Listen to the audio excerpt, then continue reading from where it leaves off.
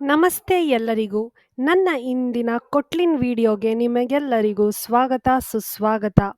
Hey everyone, welcome back to today's session on my Kotlin. Today we will see what is object-oriented programming in Kotlin. ಇಂದು ನಾವು ಕೊಟ್ಲಿನ್ನಲ್ಲಿ object oriented programming concept ಅನ್ನು ಕಲಿಯೋಣ. So ಈ object oriented programming concept ಜಾವಾದಲ್ಲಿದೆ, ಪೈಥಾನಲ್ಲಿದೆ, ಕೊಟ್ಲಿನಲ್ಲಿದೆ. So ಇದು ಒಂದು ಇಂಪಾರ್ಟೆಂಟ್ ಕಾನ್ಸೆಪ್ಟ್ ಆ್ಯಕ್ಚುಲಿ.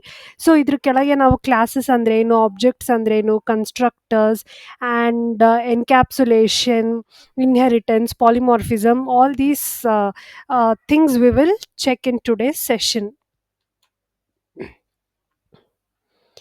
ಸೊ ಮೊದಲು classes and objects in Kotlin ಓದೋಣ.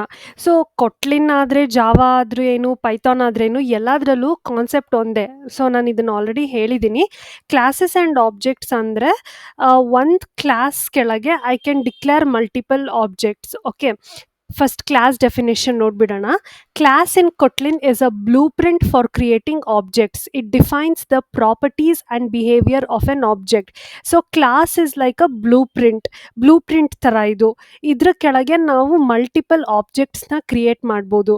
ಸೊ ಆ ಕ್ಲಾಸ್ ಏನು ಮಾಡುತ್ತೆ, ಆ ಆಬ್ಜೆಕ್ಟ್ಸ್ಗೆ ವೇರಿಯಬಲ್ಸ್ ಮತ್ತು ಅದು ಏನು ಬಿಹೇವಿಯರ್ ತೋರಿಸ್ಬೇಕು, ಆ ಆಬ್ಜೆಕ್ಟ್ ಹೆಂಗೆ ಬಿಹೇವ್ ಮಾಡಬೇಕು, ಅದನ್ನೆಲ್ಲ ಡಿಫೈನ್ ಮಾಡೋ ಅಧಿಕಾರ ಆ ಕ್ಲಾಸ್ಗಿರುತ್ತೆ. ಫಾರ್ ಎಕ್ಸಾಂಪಲ್, ನಾನು ಕಾರ್ ಕ್ಲಾಸ್ ಅಂತ ತಗೋತೀನಿ. ಸೊ ನಾನು ಕಾರ್ ಕ್ಲಾಸ್ ಕ್ರಿಯೇಟ್ ಮಾಡಿದ್ರೆ ಆ ಕಾರ್ ಕೆಳಗೆ ಎಷ್ಟೊಂದು ಮಾಡೆಲ್ಸ್ ಇದೆ ಅಲ್ವಾ. I can create Hyundai, I can create Mahindra R anything I can create ಅಲ್ವಾ. ಸೊ ವೇರಿಯಬಲ್ಸ್ ಅಂದರೆ ಆ ಕಾರ್ದು ವೇರಿಯಬಲ್ಸ್, ಫಾರ್ ಎಕ್ಸಾಂಪಲ್ ಸ್ಪೀಡ್ ಅಥವಾ ಆಕ್ಸೆಲರೋಮೀಟರ್ ಅಥವಾ ಎನಿಥಿಂಗ್, ಕಲರ್ ಅಥವಾ wheel size, car shape, anything I can take as variables. Behaviour ಅಂದರೆ ಆ car ಹೇಗೆ ಬಿಹೇವ್ ಮಾಡಬೇಕು, ಸ್ಪೀಡ್ ಎಷ್ಟಿರಬೇಕು ಅಥವಾ ಆ ಕಾರ್ ಡೆಫಿನೇಷನ್ ಏನು, ಅದನ್ನೆಲ್ಲನೂ ನಾವು ಕ್ಲಾಸ್ ಮೂಲಕ ಡಿಫೈನ್ ಮಾಡ್ಬೋದು. ಸೊ ಒಂದು ಕ್ಲಾಸ್ ಅಂದರೆ ಅದು ಬ್ಲೂ ಪ್ರಿಂಟ್ ಥರ. ಆ ಕ್ಲಾಸ್ ಕೆಳಗೆ ನಾವು ಮಲ್ಟಿಪಲ್ ಆಬ್ಜೆಕ್ಟ್ಸ್ನ ಕ್ರಿಯೇಟ್ ಮಾಡ್ಬೋದು. So that is what is meant by class. So ಆ ಕ್ಲಾಸ್ಗೆ ಏನು ಅಧಿಕಾರ ಇರುತ್ತೆ, ಈ ಆಬ್ಜೆಕ್ಟ್ದು ವೇರಿಯಬಲ್ಸ್ ಮತ್ತು ಫಂಕ್ಷನ್ಸ್ ಅಂದರೆ ಈ ಆಬ್ಜೆಕ್ಟ್ದು ಪ್ರಾಪರ್ಟೀಸ್, ಏನೇನು ಪ್ರಾಪರ್ಟೀಸ್ ಇರುತ್ತೆ ಮತ್ತು ಅದು ಆ ಆಬ್ಜೆಕ್ಟ್ ಹೆಂಗೆ ಫಂಕ್ಷನ್ ಮಾಡಬೇಕು, ಇದು ಎರಡದ್ರದ್ದು ಹಿಡಿತ ಈ ಕ್ಲಾಸಲ್ಲಿರುತ್ತೆ. So both of the variables, I mean the properties and the behaviour is defined by the class. Okay, object andre it is an instance of a class. When you create an object, it gets a unique state based on class definition. So nan car class create ಮಾಡಿದ್ರೆ 10 objects create ಮಾಡ್ಬೋದು. Hyundai car, Mahindra car, so and so, Kia, ಅದು ಇದು. So each object will have its own unique state. Okay, so ನಿಮಗೆಲ್ಲ class and object ಏನಂತ ಅರ್ಥ ಆಯಿತು ಅನ್ಕೋತೀನಿ. So next ನೋಡೋಣ, how to write a simple class in Kotlin. Class car, ನಾನು ಅವಾಗಲೇ ಹೇಳ್ದಂಗೆ ಕ್ಲಾಸ್ ಕಾರೇ ಎಕ್ಸಾಂಪಲ್ ತೊಗೊಳ್ಳೋಣ. ಕ್ಲಾಸ್ ಕಾರ್ ಇದರಲ್ಲಿ ನಾನು 2 ಪ್ರಾಪರ್ಟೀಸ್ ಅಂದರೆ ಈ ಕಾರಿಗೆ ಇರಬೇಕಾಗಿರೋ ಪ್ರಾಪರ್ಟೀಸ್ನ ಡಿಫೈನ್ ಮಾಡ್ತಾ ಇದ್ದೀನಿ, ಬ್ರ್ಯಾಂಡ್ ಮತ್ತು ಸ್ಪೀಡ್. ಆ್ಯಂಡ್ ಈ ಡೆಫಿನೇಷನ್ ಬೈ ಇಷ್ಟೊತ್ತಿಗೆ ನಿಮಗೆ ಇದು ಸಿಂಟ್ಯಾಕ್ಸ್ ಎಲ್ಲ ಗೊತ್ತಾಗಿರಬೇಕು. So I am just declaring Toyota and I am speed initialising it to 0. This is my integer and ಇದು ಫಂಕ್ಷನ್. ಸೊ ಇದು properties of that car object ಆಗುತ್ತೆ ಮತ್ತು ಇದು behaviour, how that car should behave ಅನ್ನೋದು ಈ ಫಂಕ್ಷನಲ್ಲಿ define ಆಗುತ್ತೆ.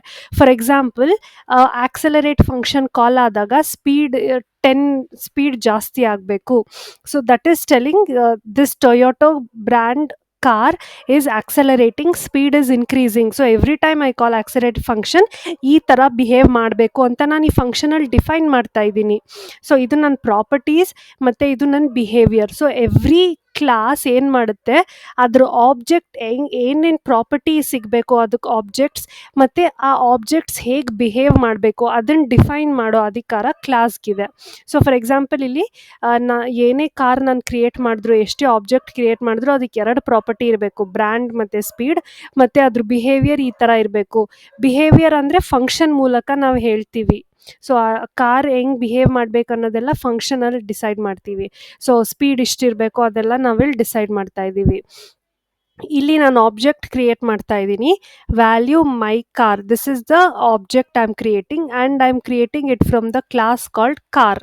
So object create ಮಾಡೋಕ್ಕೆ this is my object name and this is my class name. So class name direct ಇಲ್ಲಿ ಕರೆದ್ರೆ ಇವಾಗ ದಿಸ್ ಇಸ್ ಮೈ ಆಬ್ಜೆಕ್ಟ್ ಅಲ್ವಾ, ಆಬ್ಜೆಕ್ಟ್ ಡಾಟ್ ಆಕ್ಸೆಲರೇಟ್ ಫಂಕ್ಷನ್ ಕರೆದ್ರೆ it will go to this accelerate function. So ಏನು print ಮಾಡುತ್ತೆ, initially speed is 0 ಅಲ್ವಾ. So ಈ ಆಕ್ಸೆಲರೇಟ್ function ಕರೆದ ತಕ್ಷಣ ಸ್ಪೀಡ್ 10 ಆಗ್ತಿದೆ. ಸೊ ಬ್ರ್ಯಾಂಡ್ ಅಂದರೆ ಯಾವುದು, ಬ್ರ್ಯಾಂಡ್ ಅಂದರೆ Toyota. Toyota is accelerating, speed is 10 km/h. That will be the output. Okay, so car is a class with properties. So these variables whatever we define we call it as properties, and the function whatever we define it is called as behaviors. Okay, my car is an object of car. Idu object create ಮಾಡ್ತಾ ಇದ್ದೀನಿ, and calling accelerate increases its speed. So ನಾನು ಎಷ್ಟು ಬೇಕಾದರೂ objects create ಮಾಡ್ಬೋದು. ಒಂದು class ಕೆಳಗೆ ನಾನು 10 ಆದರೂ ಕ್ರಿಯೇಟ್ ಮಾಡ್ಬೋದು, 100 ಆಬ್ಜೆಕ್ಟ್ಸ್ ಆದರೂ ಕ್ರಿಯೇಟ್ ಮಾಡ್ಬೋದು. My car or my car 1, my car 2 ಅಥವಾ ಏನಾದರೂ Hyundai car or anything I can start creating objects, ಆಯಿತಾ. So that is the functionality, that is the overall idea. Object oriented programming ಅಂದರೆ ಒಂದು class ಇರುತ್ತೆ, ಅದ್ರ ಕೆಳಗೆ create ಆಗಿರೋ objects ಹೇಗೆ ಬಿಹೇವ್ ಮಾಡಬೇಕು ಅನ್ನೋದು ಈ ಕ್ಲಾಸೇ ಡಿಫೈನ್ ಮಾಡುತ್ತೆ.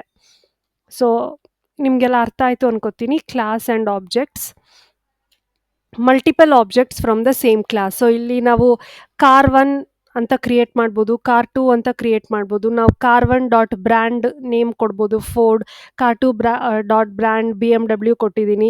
So car 1 dot brand print ಮಾಡೋಕ್ಕೋದ್ರೆ ಫೋರ್ಡ್ ಬರುತ್ತೆ, ಕಾರ್ 2 ಬ್ರ್ಯಾಂಡ್ ಪ್ರಿಂಟ್ ಮಾಡೋಕ್ಕೋದ್ರೆ BMW. So each object has its own copy of its properties. Each object ನೀವು 100 ಕಾರ್ ಕ್ರಿಯೇಟ್ ಮಾಡಿದ್ರೆ 100 ಕಾರ್ಗೂ ಸ್ಪೀಡ್ ಇರುತ್ತೆ, ಬ್ರ್ಯಾಂಡ್ ಇರುತ್ತೆ, ಬಿಕಾಸ್ ಅವೆರಡು ಪ್ರಾಪರ್ಟೀಸ್ ನಾವಿಲ್ಲಿ ಡಿಸೈಡ್ ಮಾಡಿರ್ತೀವಲ್ಲ. So they will have their own properties, they will have their own behavior. Behavior ಅಂದರೆ nothing but the function. So object oriented ಪ್ರೋಗ್ರಾಮಿಂಗಲ್ಲಿ ಕ್ಲಾಸ್ ಮತ್ತು ಆಬ್ಜೆಕ್ಟ್ ಅಂತ ಏನೂ ಗೊತ್ತಿಲ್ಲದಿರೋರಿಗೆ ನಾನು ಇಷ್ಟೊತ್ತು ಎಕ್ಸ್ಪ್ಲೇನ್ ಮಾಡಿದೆ. ಬಟ್ ಕ್ಲಾಸ್ ಆ್ಯಂಡ್ ಆಬ್ಜೆಕ್ಟ್ ಬಗ್ಗೆ ಗೊತ್ತಿರೋರಿಗೆ ಜಸ್ಟ್ ಸಿಂಟ್ಯಾಕ್ಸ್ ಫಾಲೋ ಮಾಡಿ ಅಷ್ಟೇ. ಹೌ ಟು ಡಿಕ್ಲೇರ್, ಜಾವಾದಲ್ಲೆಲ್ಲ ನಾವು ನ್ಯೂ ಕೀವರ್ಡ್ ಎಲ್ಲ ಯೂಸ್ ಮಾಡ್ತೀವಿ, ಬಟ್ ಇಲ್ಲಿ ಕೊಟ್ಲಿನೆಲ್ಲ ಆ ಥರ ಏನೂ ಇಲ್ಲ. Directly I can call my class with the braces here. Next ನಾವು constructors and properties in Kotlin ಕಲಿಯೋಣ. So primary constructor, Kotlin allows us to define constructors directly in the class definition. So ಏನಿದೆ ಅಂದರೆ ಕೊಟ್ಲಿನಲ್ಲಿ primary ಮತ್ತು secondary constructors ಅಂತ ಒಂದು concept ಇದೆ. ಜಾವಾದಲ್ಲಿ we have only one constructor, right. So in Kotlin we have primary as well as secondary. Primary constructor is always executed first when class gets initiated. So ಕ್ಲಾಸ್ನ first time ನಾವು ಕರೆದಾಗ first primary constructor will be triggered. Okay, and primary constructor ಅಂದರೆ ಇವಾಗ ನೋಡಿ, ಇಲ್ಲಿ class person ಇದೆ, ಆ ಪರ್ಸನ್ಗೆ ನಾನು 2 ಆರ್ಗ್ಯುಮೆಂಟ್ಸ್ ಕೊಡ್ತಾ ಇದ್ದೀನಿ, person name and age. Okay, and I have a function called display information to display that person's name and age. ಆಯಿತಾ. ಇಲ್ಲಿ ನಾನು ಇನ್ನೊಂದು ಆಬ್ಜೆಕ್ಟ್ ಕ್ರಿಯೇಟ್ ಮಾಡ್ತಾ ಇದ್ದೀನಿ, person 1 is equal to this ಕ್ಲಾಸ್ದು, and because 2 parameters are there, I am passing person name as Alice and the age as 25.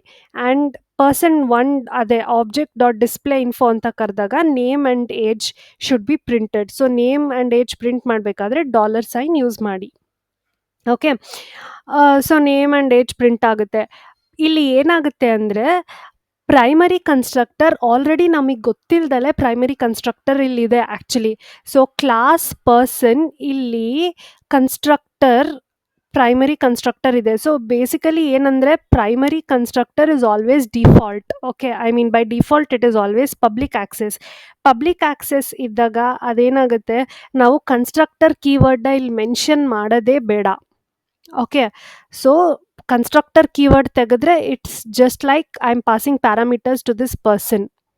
Okay, that is the primary constructor. But by default ನಾವು ಈ ಕ್ಲಾಸ್ನ ಕರೆದಾಗ ಇದು ಏನು values I mean pass ಮಾಡ್ತಾ ಇದ್ದೀನಿ, this is nothing but your primary constructor. ಅದು ನಮಗೆ ಕಾಣಿಸ್ತಿಲ್ಲ, but yeah, technically conceptually that primary constructor is existing there.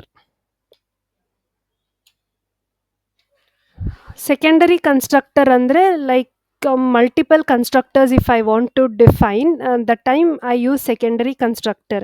So it secondary constructor is always called after the primary constructor. It always calls the primary constructor first. So ಇಲ್ಲಿ ಏನಾಗುತ್ತೆ ಅಂದರೆ, ನಾನು ಇಲ್ಲಿ class student declare ಮಾಡಿದ್ದೀನಿ. ಸ್ಟೂಡೆಂಟ್ಗೆ 2 properties ಕೊಡ್ತಾ ಇದ್ದೀನಿ, student name ಮತ್ತು student grade. And ಕನ್ಸ್ಟ್ರಕ್ಟರ್ನ ನಾನು ಕರಿತಾ ಇದ್ದೀನಿ. ಒಂದು ಕನ್ಸ್ಟ್ರಕ್ಟರ್ಗೆ I am passing student name as the argument, ಆಯಿತಾ. ಇನ್ನೊಂದು ಕನ್ಸ್ಟ್ರಕ್ಟರ್ಗೆ I am passing both name and the grade as the argument. So ಇಲ್ಲಿ ಬರೀ ನೇಮ್ ಪಾಸ್ ಮಾಡ್ತಾ ಇದ್ದೀನಲ್ಲ, ಅಲ್ಲಿ ಗ್ರೇಡ್ ಡಿಫಾಲ್ಟ್ ಕೊಡ್ತಾ ಇದ್ದೀನಿ. 2 ಪಾಸ್ ಮಾಡ್ತಾ ಇರಬೇಕಾದ್ರೆ 2 ಇನಿಷಿಯಲೈಸ್ ಮಾಡ್ತಾ ಇದ್ದೀನಿ ಇಲ್ಲಿ. ಸೊ ಬೇಸಿಕಲಿ ಕನ್ಸ್ಟ್ರಕ್ಟರ್ಗೆ ನಾವು ಹೀಗೆ ಮಾಡೋದು, whatever we pass here we initialise here this dot name is equal to name. And ಇಲ್ಲಿ 2 ಆಬ್ಜೆಕ್ಟ್ಸ್ ಕ್ರಿಯೇಟ್ ಮಾಡ್ತಾ ಇದ್ದೀನಿ, ಸ್ಟೂಡೆಂಟ್ 1 ಮತ್ತು student 2. So first student is John. So ನಾನಿಲ್ಲಿ ಸ್ಟೂಡೆಂಟ್ ಜಾನ್ ಅಂತ ಕರೆದಾಗ ಸಿ 2 ಕನ್ಸ್ಟ್ರಕ್ಟರ್ ಇದೆಯಲ್ಲ, these are called as my secondary constructors. Primary constructors is not there here because I am not passing any argument here. Primary constructor ಇಲ್ಲಿಲ್ಲ. ಇಲ್ಲಾದರೆ ನಾನು argument pass ಮಾಡ್ತಾ ಇದ್ದೀನಲ್ಲ, ಇದೇ ನನ್ನ ಪ್ರೈಮರಿ ಕನ್ಸ್ಟ್ರಕ್ಟರ್ ಆಗಿರುತ್ತೆ. ಬಟ್ ಇಲ್ಲಿ ಪ್ರೈಮರಿ ಕನ್ಸ್ಟ್ರಕ್ಟರ್ ಎಕ್ಸ್ಪ್ಲಿಸಿಟ್ಲಿ ಇಲ್ಲ, ನಾನು 2 ಕನ್ಸ್ಟ್ರಕ್ಟರ್ ಯೂಸ್ ಮಾಡ್ತಿದ್ದೀನಲ್ಲ, that is secondary constructor. So ಇಲ್ಲೇನಾಗ್ತಿದೆ ಅಂದರೆ, ನಾನು ಸ್ಟೂಡೆಂಟ್ ಜಾನ್ ಅಂತ ಕರೆದಾಗ John is taking only 1 parameter. Okay, 1 parameter ಅಂದರೆ Kotlin will come to know which constructor to call. See, this constructor is having 1 parameter, whereas this constructor is having 2 parameters. So 1 parameter pass ಮಾಡ್ತಾ ಇದ್ದೀನಿ, ಇದನ್ನೇ ಕರಿಬೇಕು ಅಂತ ಕೊಟ್ಲಿನಿಗೆ ಗೊತ್ತಾಗುತ್ತೆ. So John is my name and John grade 0 ಆಗಿರುತ್ತೆ because I'm initializing it to 0. ಇಲ್ಲಿ second object I am calling Emma followed by 10. So ಇವಾಗ compiler will be intelligent enough, it should call this function. So your name is Emma and grade is 10. So ಈ ಥರ different parameters ಇದ್ದಾಗ ನಾವು secondary ಕನ್ಸ್ಟ್ರಕ್ಟರ್ಸ್ನ use ಮಾಡ್ತೀವಿ. If additional logic or default values are needed we use secondary constructor. ಇಲ್ಲಿ ನೋಡಿ, ಇಲ್ಲಿ ಗ್ರೇಡ್ಗೆ default value ಇದೆ, ಆವಾಗ ನಾವು ಸೆಕೆಂಡ್ರಿ ಕನ್ಸ್ಟ್ರಕ್ಟರ್ ಕಾಲ್ ಮಾಡ್ತೀವಿ. So I hope you all got an idea. Primary constructor, whenever I pass any parameters to my class, that itself is acting as my primary constructor. I cannot I need not declare your constructor keyword. ಇಲ್ಲಿ constructor ಅಂತ ಹಾಕಿದಾರಲ್ಲ, ಆ ಥರ ಇಲ್ಲಿ ಹಾಕೋದು ಬೇಡ, ಯಾಕಂದರೆ by default primary constructor is having public access, ಆಯಿತಾ. So that is primary constructor, this is secondary constructor. So based on the number of arguments it will decide which constructor to call. That is the concept of secondary constructor. ಇನ್ನೊಂದು concept ಇದೆ ಕೊಟ್ಲಿನಲ್ಲಿ, init block ಅಂತ. So init block ಅಂದರೆ like it is called when primary constructor is finished. So first ನಾವು class object create ಮಾಡಿದಾಗ first primary constructor ಕಾಲ್ ಆಗುತ್ತೆ, ಅದಾದಮೇಲೆ init ಬ್ಲಾಕಲ್ಲಿ ಏನೇನಿದೆ ಅದೆಲ್ಲ ಎಕ್ಸಿಕ್ಯೂಟ್ ಆಗುತ್ತೆ, ಅದಾದಮೇಲೆ ಮುಂದೆ ಏನೇನಿದೆ ಅದು ಎಕ್ಸಿಕ್ಯೂಟ್ ಆಗುತ್ತೆ.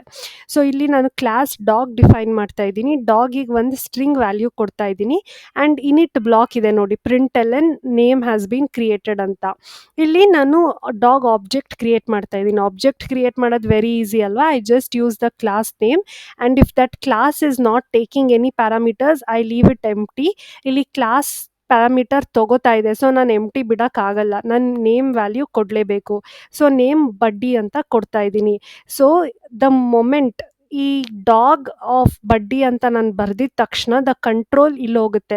ಕಂಟ್ರೋಲ್ ಇಲ್ಲಿ ಹೋಗಿ ಏನಾಗುತ್ತೆ, value name, so name is equal to buddy ಅಂತ ಇನಿಷಿಯಲೈಸ್ ಆಗುತ್ತೆ. So init block will be called. So ಏನಾದರೂ ವೇರಿಯಬಲ್ಸ್ ನೀವು ಪ್ರೋಗ್ರಾಮ್ ಸ್ಟಾರ್ಟ್ ಮಾಡೋಕ್ಕಿಂತ ಮುಂಚೆ ಏನಾದರೂ ವೇರಿಯಬಲ್ಸ್ ಇನಿಷಿಯಲೈಸ್ ಮಾಡಬೇಕಂದ್ರೆ, ಅಥವಾ ಏನಾದರೂ ಫ್ಯೂ ಸ್ಟೆಪ್ಸ್ ನೀವು ಕಂಪ್ಲೀಟ್ ಮಾಡಬೇಕು, without which the rest of the code will not work, ಆಯಿತಾ. Very very important execution steps ಮಾಡಬೇಕಂದ್ರೆ ಆವಾಗ ಆ ಸ್ಟೆಪ್ಸ್ನೆಲ್ಲ ನಾವು ಇನಿಟ್ ಬ್ಲಾಕಲ್ಲಿ ಹಾಕ್ಬೋದು. ನೆಕ್ಸ್ಟ್ ನಾವು ಪ್ರಾಪರ್ಟೀಸ್ ಇನ್ ಕೊಟ್ಲಿನ್ ನೋಡೋಣ. So in Kotlin properties are a way to define fields along with your getters and setters. They are variables attached to the class that automatically have get and set functions ಆಯಿತಾ.